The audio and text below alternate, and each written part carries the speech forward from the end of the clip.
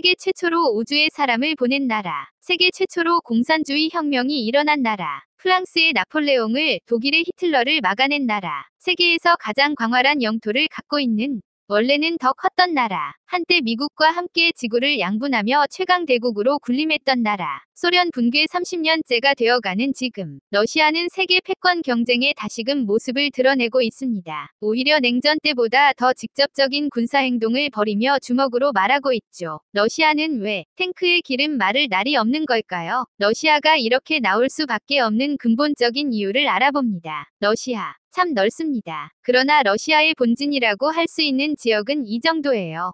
모스크바를 중심으로 북쪽으로는 상트페테르부르크, 남쪽으로는 볼가강 유역까지 일명 유럽 러시아라고 불리는 핵심 지역이죠. 모스크바, 따뜻하고 살기 좋은 남쪽 지방 놔두고 왜 이런 허허벌판에 수도가 있을까요? 사실 러시아인들도 이런 데 살고 싶진 않았습니다. 러시아라는 국가의 기원을 거슬러 올라가다 보면 볼가강이 아니라 드네프르 강이 나와요. 게르만족의 대이동 이후 동슬라브족들은 여러 공국들을 세웠는데 그 중에서 오늘날 우크라이나의 수도인 키예프가 대빵자리를 먹었었습니다. 여기는 동사가 기가 막히게 잘 되는 데다가 흑해와 닿아 있기까지 했어요. 때문에 동로마의 고급진 종교와 문화를 빠르게 흡수하고 북유럽에서 페르시아까지 이어지는 거대한 무역망을 구축할 수도 있었죠.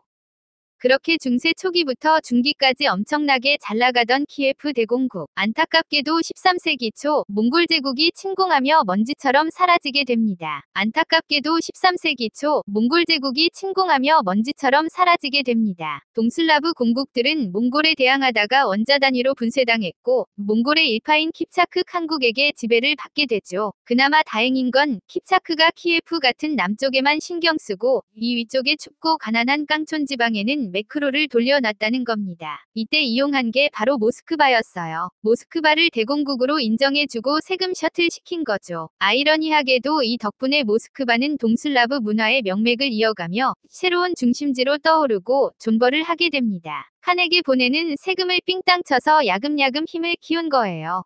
존버한 지 어언 200년. 복수의 시간이 왔습니다. 15세기 말이 되어 킵차크 칸국이 내리막길을 걷기 시작하자 모스크바 대공국은 동슬라브족들을 통합해서 남쪽으로 폭풍 진격했어요. 거기다 이때 하필 동로마가 오스만 제국에게 멸망해버리네. 모스크바 대공 이반 3세는 이때를 틈타 동로마의 마지막 공주와 결혼합니다. 그리고는 모스크바를 제3위 로마라고 선언하며 동반교회의 수호자를 자처하기 시작해요. 모스크바 대공에서 모든 동슬라브족들의 짜르로 대공국에서 제국으로 우리가 알고 있는 러시아라는 나라가 시작된 것이었습니다. 이후 러시아 제국은 지금의 우크라이나 일대를 다시 차지한 데 이어서 16세기 말에는 카프스와 우랄산맥에 도달.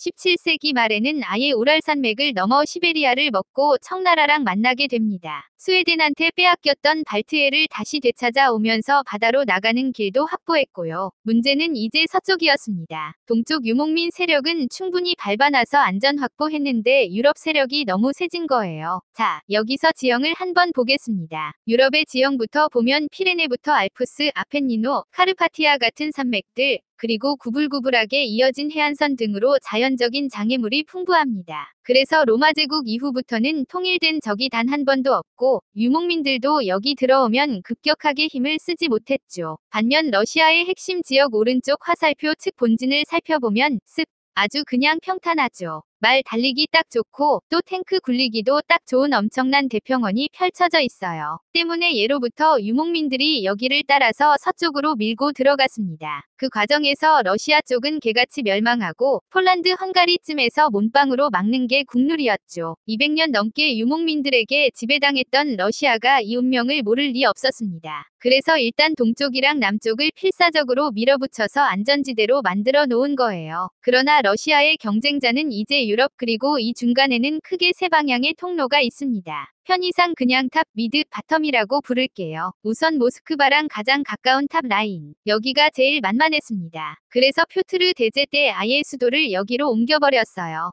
그리고 오늘날 발트 3국이라 불리는 지역까지 전부 먹어버리면서 앞마당을 확보했죠. 그 다음은 가장 길고 위협적인 미드라인입니다. 우랄산맥에서부터 시작하는 대평원이 유럽 북쪽을 거쳐서 대서양까지 쭉 이어지기 때문인데요. 이 라인 상에 있는 게 러시아, 폴란드, 독일, 프랑스가 진짜 개빡센 겁니다. 서유럽에서 센 놈 등장하면 모스크바까지 전력 질주할 수 있다는 얘기니까요. 바텀 라인은 장애물이 있어서 좀 낮긴 한데 라인업이 만만치 않죠. 뻥 뚫린 우크라이나 곡창지대를 지나면 발칸반도와 흑해가 나오는데 카르파티아 산맥 너머에는 합스부르크 가문이 오스트리아가, 흑해에는 오스만 제국이 버티고 있었습니다. 자, 바텀 라인 빼면 둘 다 장애물이 없다는 거, 지구 끝까지 밀어버린 동쪽처럼 서쪽으로도 그냥 밀어버리는 게 답이었어요. 모스크바와 상트페테르부르크를 보호하기 위한 유일한 방법이었던 거죠. 러시아는 발트 지역을 시작으로 18세기 내내 서쪽으로 전진했습니다. 오스만 제국이랑 붙어서 크림반도를 뜯어낸 뒤에는 폴란드의 3분의 1을 갈라먹는 등 미드라인을 계속 밀었어요. 때문에 유럽 대륙에서 등장한 패권국들은 러시아를 잠재적 위협으로 여기기 시작합니다. 유럽을 평정하고 나면 이렇게 된 이상 모스크바로 간다 하는 생각으로 잊을만 하면 쳐들어오기 시작해요. 프랑스 혁명 이후 전 유럽을 석권한 나폴레옹이 첫바다였죠.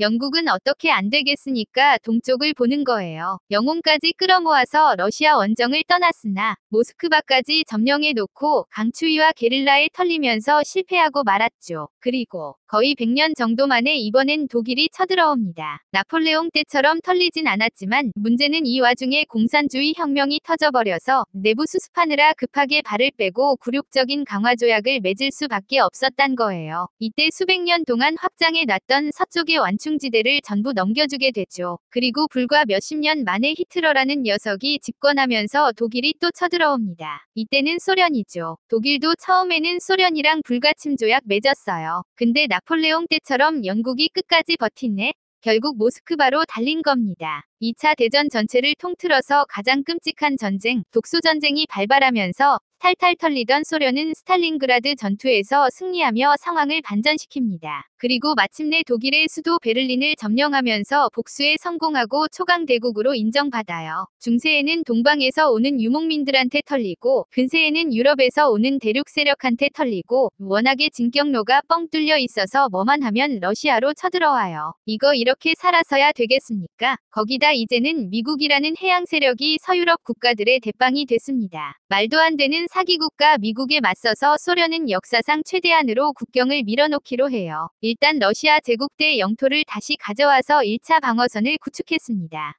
유럽의 발트 3국 벨라루스, 우크라이나, 카프카스의 조지아, 아르메니아, 아제르바이잔, 저기 중앙아시아의 무슨 스탄으로 끝나는 나라들까지 소비에트 연방에 직접 편입시켜서 본토로 만들어버렸죠. 그리고 이걸 넘어서 2차 방어선 오른쪽 화살표 다시 말의 앞마당을 확보합니다. 동유럽의 공산주의 괴뢰 정권을 세우고 위전국가를 만든 거예요. 폴란드, 체코슬로바키아, 헝가리, 루마니아, 알바니아까지 공산화됐고 아시아에서도 몽골이랑 북한을 이런 식으로 공산화시켰죠. 그리고 마지막 최전선 3차 방어선으로다가 동독을 밀어주면서 유럽 한복판에까지 와드를 박아놓는데 성공했습니다. 2차 대전 이후로 소련과 함께 세계를 양분한 미국과 서유럽 자유진영은 북대서양 조약기구 통칭 나토를 창설하고 공산주의 확산을 저지하기 시작했습니다. 소련도 나토에 대항하는 바르샤바 조약기구를 창설하며 맞불을 놓고 쿠바에 핵미사일 기지를 설치하려고 시도하는 등 양 진영은 극한까지 대립했죠. 그러나 쿠바에서 3차 대전 각이 나오자 소련이 먼저 발을 뺐고 바르샤바 조약군도 사실상 위성국들끼리 시위 진압하는 데 사용되며 소련 시절 러시아는 직접적인 무력 충돌을 피하고 오히려 더 평화로운 시절을 보내요. 이게 다 라인을 쭉 밀어놨기 때문에 가능한 것이었습니다. 굳이 피 흘리면서 전쟁까지 갈 필요 없었던 거예요. 그러나 1991년 12월 26일 소련이 해체되면서 러시아는 다시 나락을 가게 됩니다. 체제 혼란과 경제 폭망, 그리고 소련 구성국들의 연방 탈퇴 러시까지 이어졌어요. 1차 대전 때보다 더 많은 영토를 잃어버렸습니다. 서쪽으로만 보면 모스크바 공국대로 돌아간 거나 마찬가지였어요. 다시 허허벌판에 놓인 무방비 상태가 돼버린 거죠. 그나마 벨라루스, 우크라이나, 카자흐스탄 같은 앞마당 국가들은 러시아와의 동질성도 강한 편이었고 러시아인들이 많이 살고 있어서 친러국가로 남았지만 폴란드나 체코, 루마니아, 발트 3국, 아르메니아 같은 나라들은 역사적으로 러시아한테 당한 게 워낙 많기 때문에 바로 반러 국가로 돌아서 버렸습니다. 3차, 2차 방어선이 한 번에 날아가고 1차 방어선 중 일부만 간신히 건진 상황인데 문제는 서방 국가들이 이때를 틈타 나토를 확대하면서 이 소련 시절 방어선들이 반대로 오히려 러시아를 겨냥하기 시작했다는 거예요. 특히나 독일 통일로 바르샤바 조약군의 핵심 전력이었던 동독이 날아갔고 역시나 핵심 전력이었던 폴란드, 체코, 헝가리까지 나토에 가입해서 미드 라인이 뻥 뚫렸습니다. 2000년대 이후에는 바텀 라인의 루마니아, 불가리아에 이어 탑 라인의 발트 3국까지 소련 해체되고 30년 만에 수백 년 동안 밀어놓은 라인이 그냥 다 원상복귀된 거예요. 푸틴 집권 이후로 내부 안정에 힘을 쓰며 경제 재건하는 동안 러시아도 서방 해양 세력이랑 잘 지내려고 나름 노력은 했습니다. 아프간 전쟁 때 미국한테 군사기밀 넘겨주면서 친하게 지내보자고 했고 소련 해체 초기에는 심지어 자기들도 나토 가입시켜달라고 했을 정도니까요. 그런데 다 쌩까고 그냥 코앞까지 밀고 들어오니까 러시아 입장에서는 이거 인성질로 느껴질 수밖에 없죠.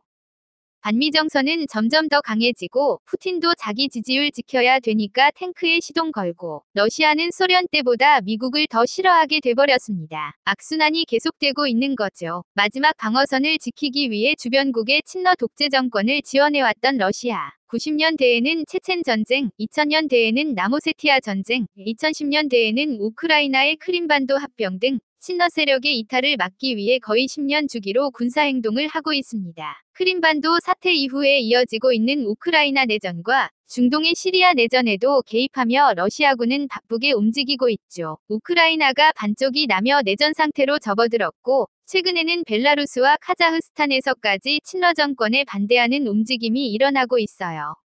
카자흐스탄 정권이 러시아군에게 공식적으로 진압을 요청하면서 유럽과 카프카스뿐 아니라 중앙아시아에서도 러시아군 탱크에는 기름 마를 날이 없습니다. 결국 소련 해체 30년 이안 돼서 한계가 찾아온 거예요. 우크라이나까지 뺏기면 다음은 벨라루스, 카자흐스탄이라는 게 러시아의 생각입니다. 소련 해체로 나토의 확장으로 세계인들은 더 안전해진 걸까요? 위험해진 걸까요?